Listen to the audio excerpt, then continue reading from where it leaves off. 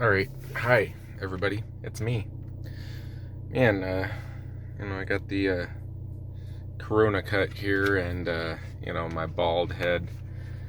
I usually have a little more hair. Doesn't really matter, but my head just, comes to the forefront. So lovely. So this is one of my favorite John Fahey photographs. Can you see that? Probably not. Let me turn the camera. Can I do that? I can't do that. Well, that sucks. See that? This is... Now, if you look that up online, I've tried looking it up before as John Fahey weasel picture. That might actually be a thing in Google, but it's hard to look up that way. So, really, honestly, some of my favorite photographs in life are of John Fahey. Not that whatever. I mean, he just had a look. For crying out loud, the man had a look. Didn't really, when he grew his beard out, man, it was worse than this, folks. He just... and he had like 3 hairs that he combed over and let grow long into his eyes and stuff just the man didn't groom himself. And you see like concert footage of him just like sweat all over the place and all down the front of his shirt. The man didn't take care of his health, people. That's why he died at 61. But he lived for the music and did the music. And anyway, I don't know what I was trying to say.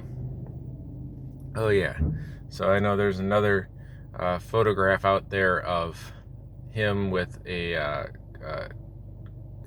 cob of corn, half eaten, and it's just a great photograph. And another one where he does look like he's constipated.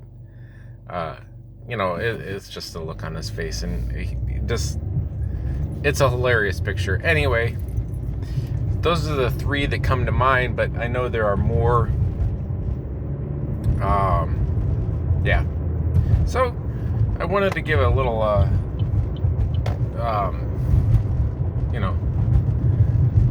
nod to this album, the album that,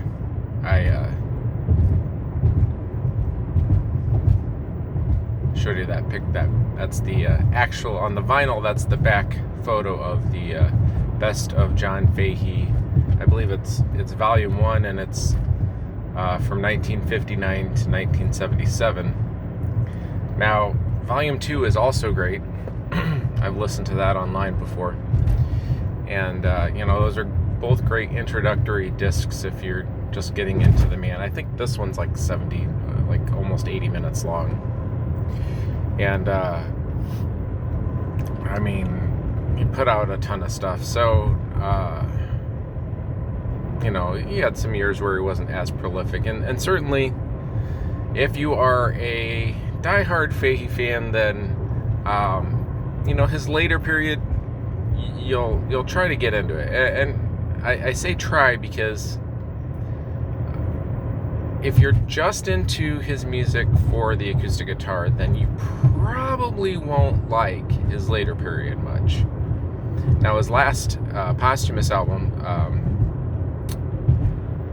Red Cross, it's abbreviated as Red Cross, is the shortened form of the album. It's a great album. Now, it's a little more stark than his early stuff, but it does it's a little bit more it's a lot more return to form, really. But it is a fine album. It about 70% of it or more is not original songs by him. But it's a great album. I'm gonna pop this puppy in real quick. I think I'm doing good on time. I'm gonna have to hurry a little bit, but pay less attention to my video here. Oh shit. Oh, pardon my language. I still have another John Fahey CD in there. before I had my car looked at. Okay. No, it's looking awful gray out there today. This is a good... So, you know, John Fahey... I'm losing the phone. John Fahey's first album... I'm going to have to cut this off here because I'm going to be cut off. But his first album is a super rare album. The first pressing is because he had... Oh, it's called Blind Joe Death. It's like John Fahey on one side, Blind Joe Death on the other side. It's just black and white. Very great and iconic looking. You know, a lot of his first pressings of his early releases were like that. Anyway, 100 pressed. Super, super, super rare to find. He actually, back in the day, he put copies of his albums in Goodwill stores for people to find them there. And that's, you know, whatever. All right, I'm leaving now. Bye.